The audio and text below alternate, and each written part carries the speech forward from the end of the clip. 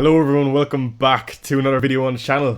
Today will be our game week 1 team selection. Now we are 4 days away from Friday's deadline and we're almost there. It's been a long time coming since the game has been released, but I am happy enough with this type of team and structure. Again, I'm sure a lot will change between now and Friday, but I'm happy to release a video on the type of structure I'm gonna go for and talk about a lot of the picks that I want. For anyone that's new and joining us, my name is Chai. Welcome to the channel. I'm a former world number 2 and notoriously went with no Haaland. In 23-24 we got a top 5k finish with a rank of 1,839, and in 2021 we got another top 5k finish of 4,323. Now my playstyle is a bit different to other traditional managers you'll see in the community. I do like to take a lot of risks, and my rank shows that. So I always chase the upside, and it makes for a fun and engaging experience with FPL. At the end of the day, I love playing FPL, and if I'm not having fun, I don't really care what rank I'm at. So I'm happy to just play in my own way. So let me get straight into the team because I don't want to waste anyone's time. And if you do enjoy the video, please hit the like button and subscribe because I hope to do more content in the future. So as you can see in front of you, I have the back 4 and the bench. I've got Robert Sanchez on goal, Guardiola, Pedro Porro and Nico Williams at the back. So I'll run through those before we get onto the structure of the bench. But in goal, Robert Sanchez, I think Chelsea look phenomenal, especially coming out of the Club World Cup. I think the likes of Cucurella is also on my radar, but in comparison to the other 5 million assets and even some of the other Chelsea assets who are a bit more expensive like Cucurella, and you wouldn't risk it with James, I do want a piece of that Chelsea defence going into game week 1. I do think they look quite strong. And I think Robert Sanchez is the man for me. Now, Quavian Keller at 4.5 also interests me, but he wasn't included in the last team for Brentford. And the 5.5 millions, if you had seen my drafts on Fantasy Football Scout, you'd have seen that I had Alisson originally, but I know we shouldn't look into preseason games too much, but Liverpool, of course, played Crystal Palace in the Community Shield, and I do think how Liverpool set up, it did kind of put me off, and they looked quite vulnerable, if I'll be honest. So I have changed the structure since. That's not to say it's going to stay like that. So Robert Sanchez is on goal for me for now. And again, Chelsea do have very favourable fixtures. Next is Josko Guardiola, who I think for 6 million is probably my pick out of the bunch if it's not going to be Cucurella. Again, like I said, this was Van Dijk. But I think the fixtures City have are definitely going underneath the radar for me. And again, you'll see who I have and don't have in this draft. And I think City are going a small bit underrated. Look, they are probably one of the greatest teams we've ever seen in the Prem, and they're after making the suit something. So I think they will come back to good form. I'd be surprised if they don't, or if they are worse than last season. So Guardiola is probably going to play left centre back. More than happy to have him in, and I think it's more so favouring the fixtures rather than looking at DEFCON or attacking threat. But we do know he does have that attacking threat. So next we got Pedro Porro playing for my Spurs team against Burnley at home and in the opening fixture. Spurs actually, interestingly enough, the highest projected team clean sheet wise at 50% versus Burnley in this first game. Again, they have a difficult fixture versus City in the second. But I think Pedro Porro is going to pick up a lot of responsibilities in this Thomas Frank team. So we're going to see him on the likes of corners and free kicks. And he is quite creative in general. And he is decent for DEFCON for a fullback. So Burnley at home in the opening fixture, I do quite like Raya. The other option I do like from Spurs is Van de Ven.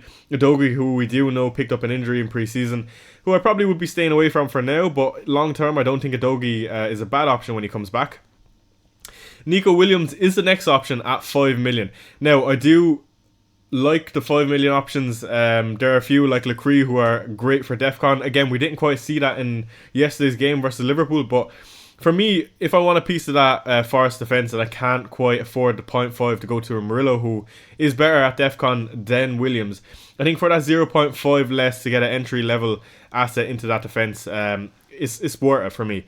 And you could make the case for going up to a Murillo if you can justify it, but again, we will talk about that later in the team, how you might make funds.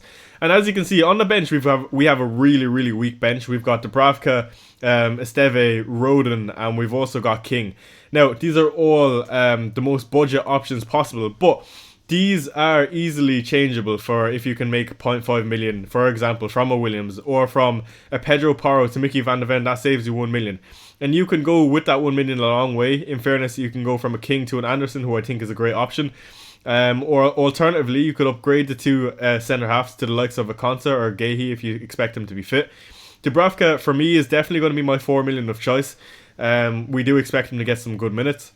So I do like the structure of this team, and it could change really easily, but let's get straight into the midfield because that's probably where it's most interesting. So in midfield, we've got Cody Gakpo, Florian Wirtz, Mohamed Kudus, and Cole Palmer.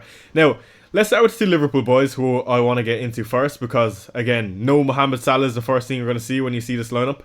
And I think there is a case for going for Cody Gakpo and Florian Wirtz. I think Liverpool from an attacking front were absolutely amazing versus Palace. They did make a lot of chances, and Wirtz in particular was quite impressive.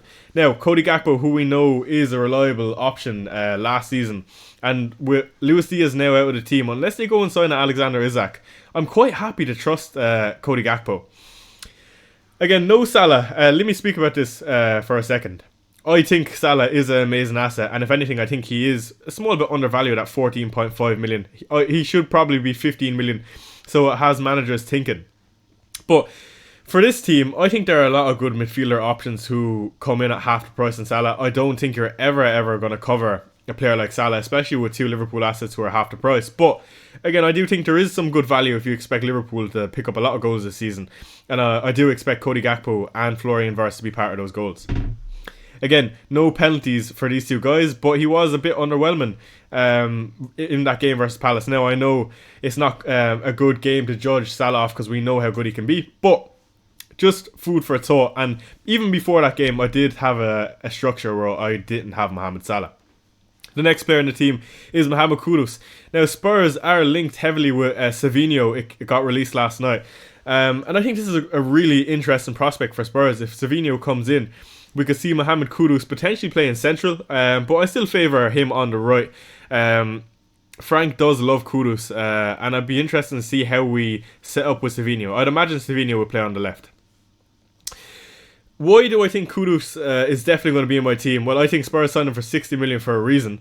Thomas Frank's man-to-man management is great, and I think 6.5 million is slightly undervalued. I could have easily seen him at 7 million or 7.5 if you knew he was going to be in a Spurs shirt. A really good opening fixture versus Burnley at home, and I just think it's an exciting signing that, again, he plays for my own team, so I'm trying not to have too many biases, but even in that second fixture versus City, Spurs tend to do quite well with City, and I suppose it alternatively comes down to how we set up versus PSG, which will be my final say on whether I want to go with Kudus or not. But I'm happy as of now to go with Kudus before that game versus PSG. Next on the list is Cole Palmer, who is almost a lock in my team. Crystal Palace at home in that first fixture coming in at 10.5 million. I do fancy Cole Palmer for this season, and I think he was a bit underwhelming in last season. But I just look at the players who I can captain in this team, and I don't have Salah, so I need to be able to hang my hat on someone. And with the really good opening fixtures, I cannot see myself going without Cole Palmer with how good Chelsea have been in pre-season. And also, he looks really bright in pre-season. Again, he's on the set pieces, free kicks and penalties, and corner duties. So you would expect a lot from Cole Palmer this season, especially if you expect Chelsea to do well, in which I do. So let's move on to our forward line. Lastly, we've got João Pedro, Crystal Palace at home, Jean-Philippe Mateta versus Chelsea away, and Erling Haaland versus Wolves away. Now again, it was a pre-season game, so I want to start with Jean-Philippe Mateta. I originally had Eze in my draft, but now it looks like Mateta could likely get penalties. Now, it is for sure not certain because I know Eze does sometimes take them. But for me, it is enough to justify going from Eze to Mateta because if he's on penalties and he's going to take the odd one anyway, I would prefer to have Mateta in the forward line, as I feel like there's probably more vast midfielders to choose from in comparison to strikers. Now you could, again, go to Strand Larsen, who was $1 million less at 6.5, and again, like I said, use that budget to potentially upgrade the bench, the two centre-halves or the midfielder. But for me, this is how I'm currently lining up. The idea is being put it all into the 11 and hopefully pick up some team value before we eventually wildcard. And again, I was quite happy to use the bench boost in game week 1, but since then I've kind of changed my mind on it. I feel like I want to start with the strongest team I can come game week 1. When I'm going to free hit, it could be potentially free hit 2, free hit 4 to pick up some of those Arsenal assets. And if we already have 2 Liverpool assets in, free hit 4 can maybe wait a while. And with Jean-Philippe Mateta, who plays Sunderland in game week 4, I'm almost happy to go with him. So let's speak about Erling Haaland, the main man of the team, who is probably a shock to a lot of people, especially engaged managers who are more likely picking Mohamed Salah. I'm not saying Salah's the wrong or right choice. I just think I prefer going with Haaland. Now, for expected points over the first 8, I'm fairly sure Haaland is firmly in second place, just behind Salah. And I think City are just going a bit underrated. I'm not seeing many managers going with the likes of Haaland, and I think we forget how good he can be at the start of the season. That's not to say I won't bring in Mohamed Salah later down the line, but for me, I think Haaland is definitely a really good differential going into these opening fixtures. Wolves away, which you can captain him, and then you have Tottenham at home, which you could definitely also captain him. So I think he's a really, really bright option to have at the start of the season. And again, with Cody Gakpo and Wirtz, you're just trying to pick up some variance, and hopefully a lot of the goals in that Liverpool team can come through those two. And of course, hoping that Haaland can pick up that form where he usually leaves off at the start of the season. So that's my piece on Erling Haaland. And next is João Pedro, who is being absolutely phenomenal in pre-season. Alternatively, I do like an Ollie Watkins if you're not going to go with Haaland, and then potentially go to Mo Salah. But I do like the structure of going with big up front with João Pedro, Mateta and Haaland. João Pedro, who has been phenomenal pre-season, like I said, I think he is going to solidify that position up top. I'd be surprised if he doesn't. He's just been that good, and at Brighton he got a lot of praise for how good he was. So unless barring injury, I would be surprised to not see Pedro start. So that's the team, and it is quite controversial, so do let me know what you think of it in the comment section, and do like and subscribe. Just to note on the structure, so what could change in this team for me come the deadline on Friday? So previously I had Marmoush instead of Wirtz, and also I had the 2 Liverpool assets at the back. I still think that there is a possibility that I do go down that route. That game versus Crystal Palace doesn't overly throw me off. I still like the idea of Wirtz. Seeing him in action versus Crystal Palace was definitely enticing for me, and it is important, even though, like, you know, I won't take that whole game as a whole. I still think I won't take that whole game as everything, but I do think Wirtz could still be a great option, and he is a small bit underpriced. So hopefully trying to pick up some value with Cody Gakpo and Wirtz. I am open to the idea, like I said, at moving down one of the assets like Pedro Porro, Williams, or even a Jean-Philippe Mateta to bring more rotation with the likes of my bench. But right now, this is the structure I'm going with, and I can see myself bringing one of these down eventually to upgrade one of the options on the bench, just in case the odd chance that João Pedro misses out, or there is some rotation with Gakpo. And of course, if you do want to see more content from me, do let me know in the comment section. What do you think of this team, and what would you change? I know there's a vast variety of teams going around, and a lot of people are not gonna like this team, and I completely understand that. So thank you for joining me for another video, and as usual, I will see you in the next.